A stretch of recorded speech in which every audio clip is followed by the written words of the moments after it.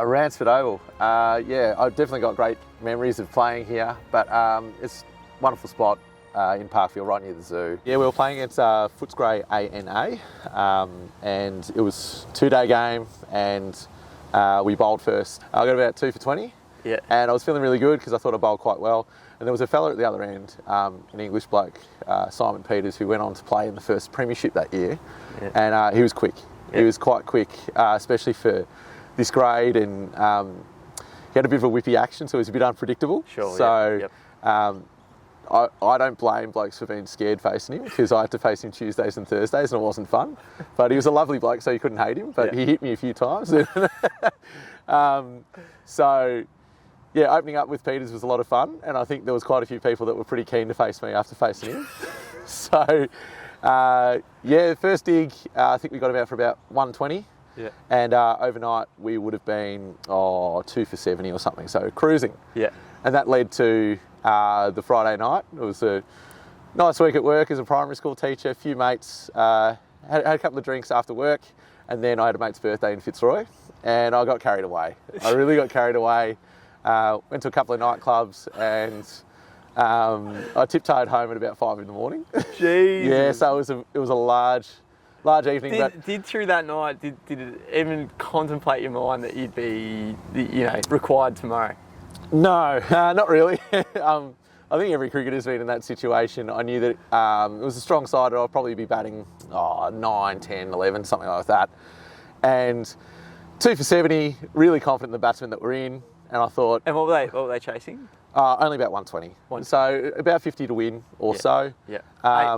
Eight wickets in 8 wickets, yeah. That's a roll. That's we're done by 2 o'clock. I think I got more and more certain as the night went on that I wouldn't be required.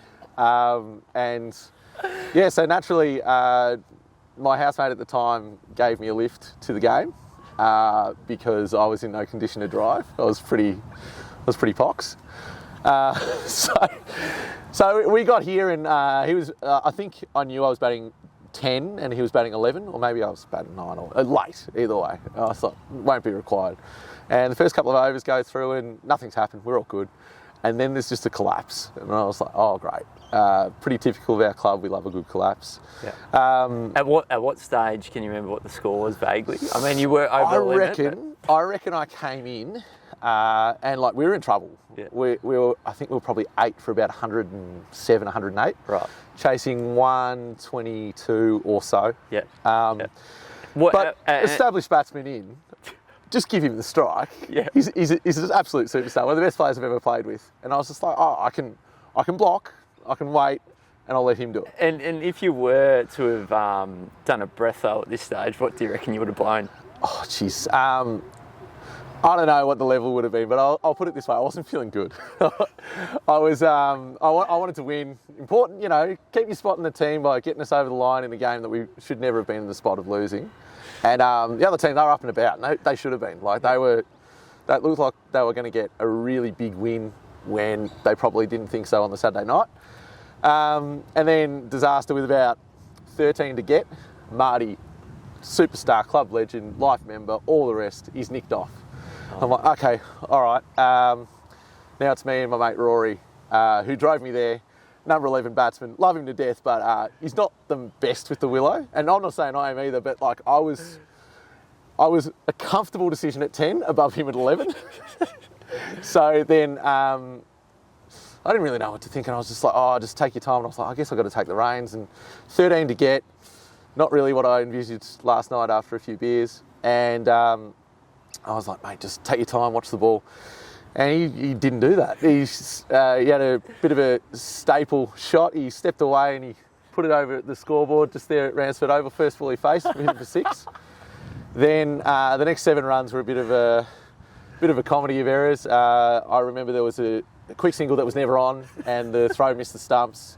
And we're there 3 to win, and I'm still not feeling great. Running around is a bit. Running around's not that good with a queasy stomach.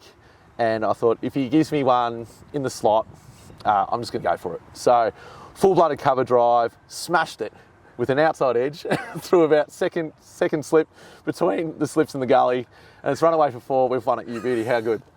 I think we put on maybe 3 or 4 more, and then we went out, and they were flat. They were flat, and they were chirping us the whole time, and I was feeling awful and whatever. But I'm not sure that my teammates, aside from Rory, knew the condition I was in. Yeah. And I opened in the first dig and bowled okay, and Peters was a star. So it's about 2 o'clock, 2:30 maybe, and it's like, oh, we'll have a bowl. Have you eaten? Have you had any hangover fuel? Oh, geez, I reckon the last thing I would have eaten would have been a pizza slice on Brunswick Street. But, yeah, I don't remember too much of the morning. I think I might have smashed a couple of Gatorades or something like that, but I do remember having a bit of a kip on the way to the game. Yeah. We only lived 15 minutes away, but I needed it. Yeah. So then rolled out to bowl and got a sharp catch in cover for the first wicket and was feeling all right. I got asked to bowl and I didn't tell anyone openly that I was rubbish, but I think they probably could have told. But captain on the day said, yeah, you open the first innings, go for it. And also, I think he was also pretty impressed that I got us over the line. So he's like, oh, well, you won us the game. Tails up. Tails up. Maybe something will happen. Sharp catching cover for the first one. I was like, yeah, great, thank you. And bowling with a new ball, cloudy overhead, and the pitch was, quite nice to bowl on. Swinging the ball away, and I was like, geez, I'm not bowling too bad. Third over, I take 3 wickets, all bowled. Yeah. Are we talking, outie and jagging in? Was there a consistent way that you got them? I think I know. To be honest, I know. I had one that was just on the stumps and he's played all around it. Another one was like a peach, like one of the best balls I've ever bowled. Probably couldn't bowl it again. Probably 4th or 5th stump and it's come back in and taken off. Jesus. And the next one would have been similar-ish. I went off middle, so I was feeling myself, 4 for none. Peters at the other end is bowling rockets, and I don't envy the bloke because it was quick and it was not fun. I wouldn't have liked to face it at all. And he's top edge one, I think he got a boundary off him, and then he's top edge one, and a bloke's taking a really sharp catch at like 3rd. Yep. So, all right, we're on. New batsman at the other end, trap him LBW, and I've got 5 for none.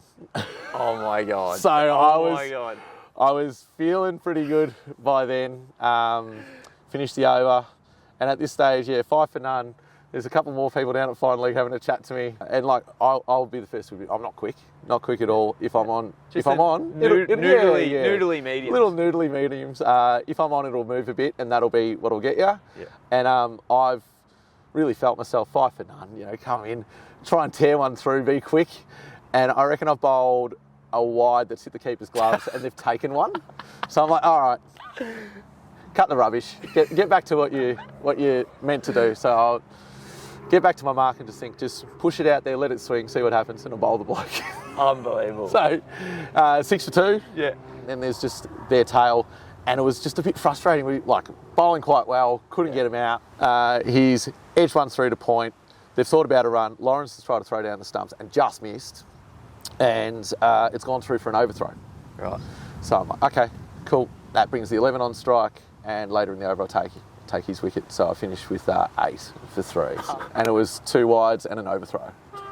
Did it click to you that was your brain saying no, I'm fine? Were you aware you were hungover when you were just on a tear? I tell you what, you start to feel a little bit better after a couple, and it was just a bizarre little hour of cricket where I just hit rhythm. But I certainly felt a lot better at the end of the innings than the start. Yeah. I ended up bowling a 9 over spell, which if someone told me the hour before you're going to bowl 9 overs, I would have just said no thank you. no thank you. We got him out for 14 and got the outright. So unbelievable. Yeah, definitely didn't think it was going to happen when Rory and I had to make 13. Yeah.